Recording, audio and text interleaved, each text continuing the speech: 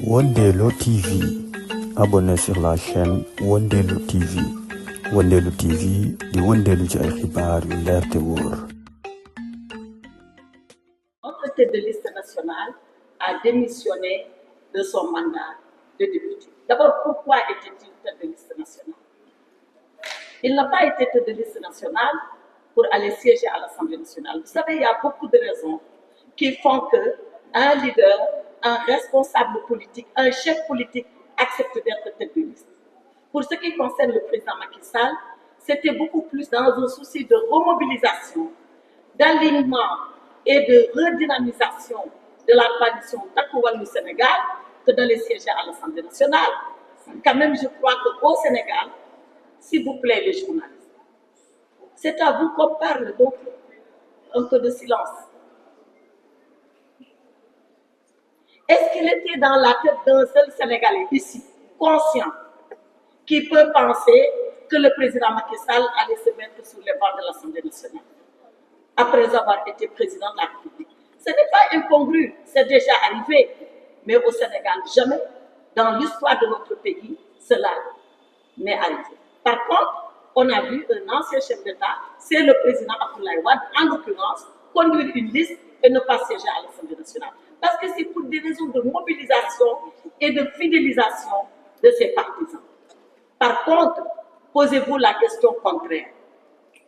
Le président Macky Sall a été tête de liste. Nous avons eu 16 députés à l'Assemblée nationale. Et il y a eu des hommes, et vous les connaissez, où, par fidélité au président Macky Sall, nous avons engrangé énormément de suffrages. Et si le président n'avait pas été tête de liste? Est-ce que vous vous posez cette question? S'il n'avait pas été tête de liste, quel aurait été le résultat? Donc, je crois que ce que le président Sall a fait est dans une dynamique politique absolument positive pour l'ensemble de la coalition Takku Wallu Sénégal.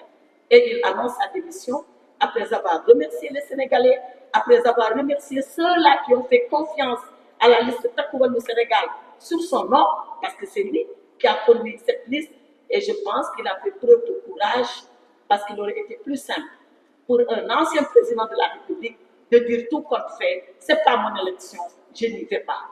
Donc ce que le président Sall a fait, c'est acte de courage, acte de générosité pour remobiliser toutes les troupes de la coalition et faire de telle sorte que nous puissions avoir ce résultat qui aurait pu être autrement, mais avec lequel, pour le moment, nous nous satisfaisons et nous ferons le travail qu'il faut à l'Assemblée nationale. Voilà ce que je pouvais dire. Merci, de pays. Donc, je voudrais proposer à la réponse à tout mot, si vous souhaitez. Je voudrais saluer tout le monde. D'abord, on commence par les journalistes. Le rôle des députés de la 15e législature, je pense que dans la déclaration liminaire, on a brossé le rôle que les députés de la 15e législature de Takku Wallu Sénégal vont jouer. D'abord, travailler à voter les lois, c'est-à-dire le rôle originel du député, contrôler l'action du gouvernement, participer à l'évaluation des politiques publiques et de faire de la représentation. C'est ça le rôle du député. Mais nous serons aussi des députés républicains. Nous ne serons pas dans la critique facile. Nous ne serons pas des députés qui vont passer leur temps à se battre à l'Assemblée nationale. Nous ne serons pas des députés qui, lundi, lors de l'ouverture, allons emporter des urnes lors de l'élection du président de l'Assemblée nationale. Nous ne serons pas des députés qui vont casser des micros. Nous ne serons pas des députés qui passeront leur temps à insulter nos marabouts. Nous ne serons pas des députés qui vont passer leur temps à insulter le président de la République. Nous ne serons pas des députés qui passeront leur temps à insulter le Premier ministre, mais nous serons des députés en bandoulière des forces de proposition, des critiques objectives, contrôler objectivement l'action du gouvernement, mais évaluer surtout les politiques publiques avec efficience, responsabilité et technicité. Nous serons des députés qui passeront le temps à faire des contributions objectives, des députés qui seront sur le terrain pour aller voir comment les Sénégalais vivent pour venir l'exposer devant le gouvernement.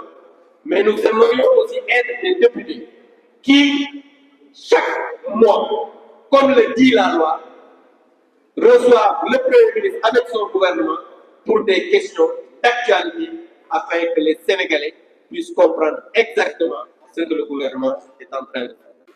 Donc, en somme, nous serons des républicains, nous serons des députés responsables, mais nous serons des députés qui allons tout faire pour mériter le mandat que les populations sénégalaises nous ont donné. Merci. Merci beaucoup. Abdou a eu une réponse très structurée. D'abord, il a évoqué la posture de responsabilité telle que ça a été indiqué dans la déclaration liminaire, réaffirmant la disponibilité des députés élus sur la liste Takawalou Sénégal, à jouer le rôle de contre-pouvoir d'abord, mais à être une force de proposition et une capacité d'initiative à mettre au service des Sénégalais. Mais dans le même mouvement également, il y a des questions qui ont été évoquées. Parce que si on apporte une contribution, une réponse par rapport à ce qui est redouté comme étant actuellement l'état de déliquescence économique de notre pays, le premier acte qui doit être posé est un acte en direction de loi d'urgence économique et sociale qu'il faut protéger, qu'il faut proposer. Lesquelles lois pourront s'adresser à l'ensemble des députés? Elles devraient porter sur les questions relatives au coût de la vie. Elles porteront sur les questions de lutte contre les inondations.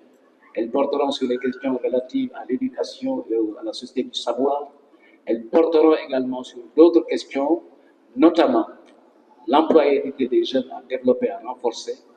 Elles devront porter également sur la restauration de la crédibilité de la signature du Sénégal pour que le Sénégal soit encore plus disposé à aller sur le marché et que le Sénégal soit une destination encore plus rassurante pour les investisseurs.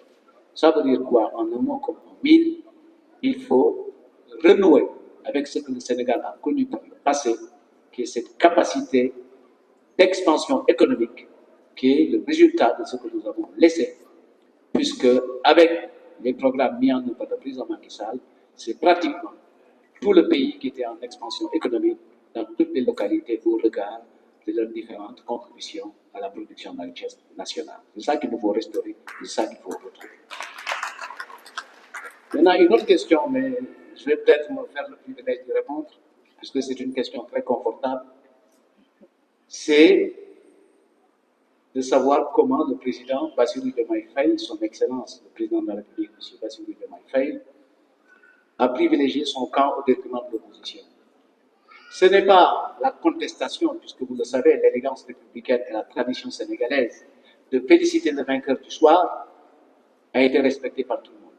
Ça montre notre engagement et notre option pour consolider le modèle démocratique sénégalais qui s'est bonifié et enrichi depuis que les deux candidats d'une élection, notamment l'élection présidentielle, ont eu l'élégance de se faire, le président Abdoulaye Wade, Abdou Diouf a félicité le président Abdoulaye, et nous marchons sur ces pas-là. Mais il n'en reste pas moins que le processus a été jalonné de certaines difficultés, pour ne pas dire d'irrégularités. La première chose, la tradition sénégalaise en matière électorale, c'est d'organiser l'élection à partir du code électoral. Dans ce cas d'espèce, le code électoral a été mis de côté. En termes de délai, en termes de prérogatives qui appartiennent aux composantes de l'opposition et à l'ensemble des acteurs. Premier exemple, le président Bassirou Diomaye Faye, conformément à ses prérogatives, a sollicité l'avis du Conseil constitutionnel pour régler deux questions. La première, elle portait sur quelle était la date légale à partir de laquelle il pouvait procéder à la dissolution de l'Assemblée nationale. Et tout le monde se souvient qu'il avait saisi l'Assemblée nationale pour l'ouverture d'une session extraordinaire aux fins d'adopter un projet de loi de ratification, d'adopter la loi de règlement 2023 qui finalement aura été retirée, mais également de prendre les dispositions pour que le Premier ministre, en l'occurrence M. Ousmane Sonko, se présente devant la représentation nationale pour procéder à sa déclaration de politique générale conformément aux dispositions constitutionnelles et légales. Que nenni. La veille, il procède à la dissolution de l'Assemblée nationale, donc il n'y a plus d'espace pour le Premier ministre de venir faire sa déclaration de politique. Mais les Sénégalais retiendront une chose, que l'Assemblée nationale a été saisie par un décret signé des mains du Premier ministre et des mains du Président de la République et contresigné par le Premier ministre. Donc, la signature du Président de la République est une signature importante, parce que c'est ça qui fait la crédibilité de notre État et de notre République. Il saisit le Conseil constitutionnel, qui lui donne un avis le 5 juillet, répondant à ces deux questions, et procédant également, de fait, à la suppression du parrainage pour ces élections, sans concertation et sans information. Nous n'avons été informés de tout ça que lorsque la date de l'élection a été arrêtée. Cela veut dire tout simplement qu'il y a entre les acteurs du système, d'un côté, ceux qui avaient toutes les informations pertinentes et utiles pour se préparer, et de l'autre, ceux qui n'avaient que leur bonne foi, attendant du président de la République qu'il joue pleinement son rôle, c'est-à-dire être à équidistance des partis et être au-dessus de la mêlée, puisque c'est ça la bonne tradition du Sénégal. Mais malheureusement, le constat est là. Nous ne nous appuyons pas sur ça pour justifier une défaite. Absolument pas. Loin de nous. Mais il est de tradition que l'on pointe des irrégularités, des anormalités et des difficultés qui ont jalonné le processus électoral, dont également il y a eu d'autres éléments qui peuvent être consignés comme étant en deçà du standard électoral au niveau du Sénégal, la rupture d'égalité entre les citoyens, du bourrage dur. Mais le Sénégal vaut mieux que nos petites contestations, puisqu'il faut préserver et maintenir cette tradition d'élection apaisée à contestation nulle, sinon marginale. Oui, nous avons été victimes d'une manœuvre qui s'apparente en délit d'initié, parce que d'un côté, les uns avaient la bonne information et de l'autre, les autres ne l'avaient pas. Merci. Et je pense qu'il est très bien indiqué à sa place pour répondre à cette question, au regard de ses dernières plaidoiries notamment, et je voudrais en profiter pour le féliciter de son action militante et de son engagement pour la défense de ceux que nous avons considérés comme étant injustement arrêtés par des propos. Et aujourd'hui, c'est la liberté d'expression qui est en mise en péril dans notre pays. Amadou, vous avez la parole. Tellement il y a des choses à dire. Parce que nous avons tous constaté depuis un certain temps une prolifération d'actions contre quelques Sénégalais qui ont eu simplement l'outrecuidance d'exprimer leur opinion et qui se sont retrouvés presque entre les mains, j'allais dire, d'une police politique. Il faut quand même faire une différence nette entre des personnes qui ont été arrêtées à la suite de manifestations, à la suite de saccages, à la suite d'incendies concernant des biens personnels, des biens privés, comme d'incendies concernant des biens publics. Vous vous souvenez, nous nous souvenons tous, le chapiteau de la faculté de droit a été incendié. Le couple a été brûlé.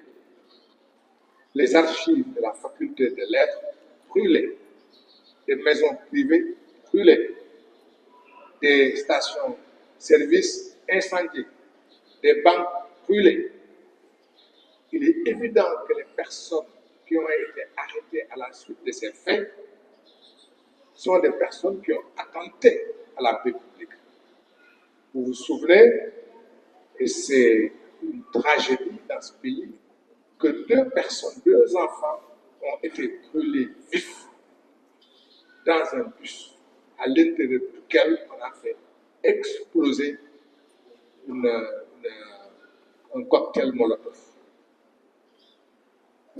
Mais aujourd'hui, Ceux qui sont arrêtés ne l'ont été que parce qu'ils ont exprimé une opinion. C'est à la suite de lits d'opinion. Je peux en citer quelques-uns. Cheikh Yérim Seck a été arrêté à la suite de l'expression de son opinion. Le commissaire Keïta ici présent, Ahmed Suzanne Camara, Baye Diakhaté et Bougane Gueye Dany et d'autres. Et hier, je crois hier ou avant-hier, Moustapha Diakhaté a été jugé et condamné. Cheikh Thiam jugé et condamné pour des délits d'opinion. C'est la première fois dans l'histoire de notre pays qu'en un seul laps de temps, autant de personnes aient pu être arrêtées et jugées. Je m'interroge, parce que nous devons nous interroger tous sur les propos du Premier ministre. Ce sont ses propos, ce ne sont pas les miens. Ce ne sont pas les propos du ministre de la Justice, c'est le Premier ministre qui parle, qui dit qu'il attend d'avoir des juges sur ces juges à lui pour procéder à une épuration. Ce sont ses propos. Et ceci est tellement grave parce que dans la nomenclature de ce pays et dans tout ce qui concerne la justice, nulle part n'apparaît la personne du Premier ministre. La justice est un pouvoir, et un pouvoir qui concerne les hommes de justice, c'est-à-dire les juges, les magistrats, les personnes qui participent à l'œuvre de justice, les avocats, les notaires, les huissiers, les greffiers, les autres. Ce sont ces personnes qui constituent le socle du pouvoir judiciaire. Et il y a le ministère de la Justice qui participe à l'administration de la justice. Il est aussi le garde des Sceaux. Et il y a le président de la République et le président du Conseil supérieur de la magistrature. Le Premier ministre n'a absolument rien à voir avec la justice. C'est la Constitution. Donc, un des premiers actes du nouveau pouvoir, et particulièrement du Premier ministre, c'est de porter atteinte à la séparation des pouvoirs. C'est inquiétant. Parce que nous avons des craintes que cette justice se transforme en une justice politique pour juger les hommes politiques. Jusqu'à présent, le plus spectaculaire de ce que la justice a pu faire avec le nouveau pouvoir, ça concerne l'arrestation, l'embrigadement et la condamnation d'hommes publics opulents. C'est inquiétant pour ça, et nous espérons que avec cette nouvelle législature, que les députés du peuple, en tout cas les députés issus de notre coalition, seront les gardiens de l'orthodoxie et de la stricte séparation du pouvoir. Merci. Merci beaucoup, maître. Dans notre loi à nous, notre constitution, nous avons l'équivalent du 49.3. Je pense que c'est vous qui avez posé la question. Oui, une question très pertinente. C'est vrai que nous avons l'équivalent du 49.3 français. C'est un article 86, 86.6. Ça veut dire quoi?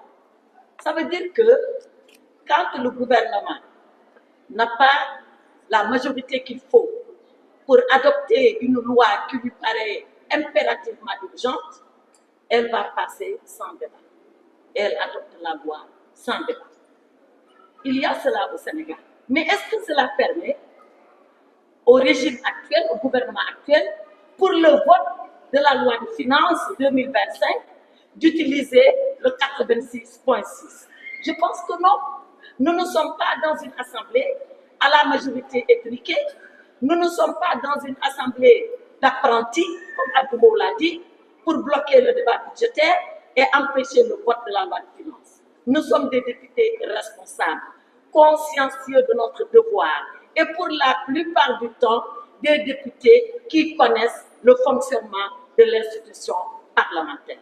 Maintenant, il est vrai que la loi sénégalaise dit que la loi de finances doit être adoptée au plus tard le 31 décembre de l'année en cours. Donc, il faudrait que et le débat technique et le débat donc en commission et le débat plénière soient vidés avant le 31 décembre. En tout cas, nous sommes prêts, au nom du peuple sénégalais, à donner le temps nécessaire pour qu'on ait un vrai débat et que la loi de finances soit adoptée dans le temps imparti par la Constitution. Voilà ce que je voulais dire sur l'usage de 86.6. Je pense franchement que ce n'est pas nécessaire et que nous pouvons organiser et tenir un débat responsable. Maintenant, sur l'état de droit. Après ce que El Hadj Amadou Sall a dit, je voudrais juste dire deux choses. J'entends toujours les gouvernants actuels nous dire nous avons une majorité écrasante. Et une majorité écrasante, pour quoi faire? Et c'est pour revenir à l'état de droit. Très souvent, dans les réponses, ils disent deux choses. La majorité écrasante, c'est pour installer la haute cour de justice. La majorité écrasante, c'est pour abroger la loi d'amnistie. Et je voudrais répondre corrélativement à l'état de droit. Mais la haute cour de justice. Mais parlons-en.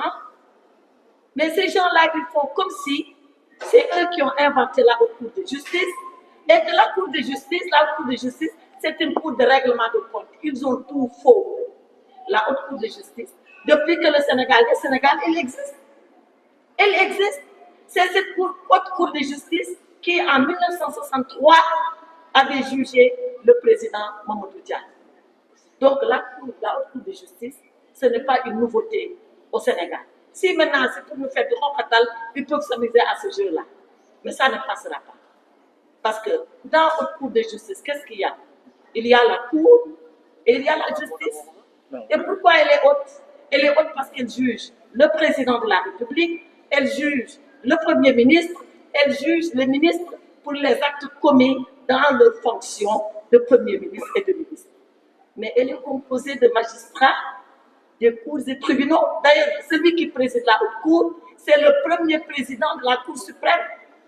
Celui qui va occuper le parquet, c'est le procureur général près la Cour suprême. Donc la haute cour de justice, ce n'est pas une cour de n'importe quoi, avec n'importe qui, pour faire des règlements de compte. C'est un procès normal où la personne qui comparaît a le droit de se défendre et de présenter ses arguments. Donc alors, là, c'est ça qu'on va faire avec la majorité écrasante. Elle existe, ils n'ont qu'à l'installer. Mais nous, si on doit y aller, on se défendra. Et les juges vont nous juger. C'est vrai, elle a la particularité qu'il y a des députés qui la composent. Mais elle a la garantie qu'il y a des magistrats de l'ordre judiciaire qui ont prêté serment, qui ne sont pas partisans, qui vont examiner le dossier. Donc, ay beaucoup de cours de justice là, su fekkee ni looloo tax ñu am majorité écrasante kon nañ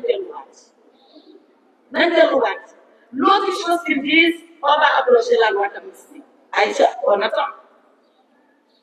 Ils n'ont qu'à essayer d'abroger la loi d'amnistie. C'est beaucoup plus facile à dire qu'à faire. Hein?